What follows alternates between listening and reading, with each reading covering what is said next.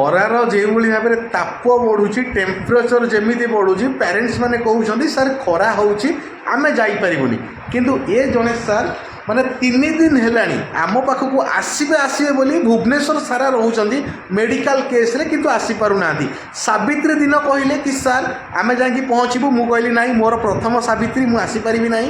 ରବିବାର ଦିନ କହିଲେ କି ମୁଁ ନାହିଁ, ରବିବାର ଦିନ ବି ମୁଁ ଯାଇପାରିବିନି। ସାର୍ ପୁଣି ଫେରିକି ଗଲେ, ପୁଣି ସାର୍ ଆସି ସୋମବାର ଦିନ ପହଞ୍ଚିଲେ। ସାର୍ ଗୋଟେ କଥା ମୁଁ ପଚାରିବି, ଜେନ୍ୟୁଇନଲି ଉତ୍ତର ଦେବେ। ଯେଉଁ ଡିଟେଲ୍ସ ମୁଁ ଆପଣଙ୍କୁ ପଠାଇଥିଲି କଲେଜର, ତ ସାର୍ ସତ ନା ମିଛ? ନାଇଁ ସତ। ସବୁ ସତ ତ? କଲେଜ ଆପଣଙ୍କର ପସନ୍ଦ ହେଲା? ନିଶ୍ଚିତ। ପୁଅ କେଉଁ ବ୍ରାଞ୍ଚରେ ସାର୍ ଆଡ଼ମିସନ୍ କଲା? ମେକାନିକାଲ। ପୁଅ ଖୁସି ତ ଆଡ଼ମିସନ୍ କରିକି? କ୍ୟାଣ୍ଟିନ୍ରେ ବି ଆପଣମାନେ ସାର୍ ଖାଇଛନ୍ତି? କ୍ୟାଣ୍ଟିନ୍ର ଖାଇବାର କ୍ୱାଲିଟି କ୍ୱାଣ୍ଟିଟି କେମିତି କ'ଣ ଥିଲା? ନାଇଁ ଭଲ ଥିଲା। ଭଲ ଥିଲା ସତ?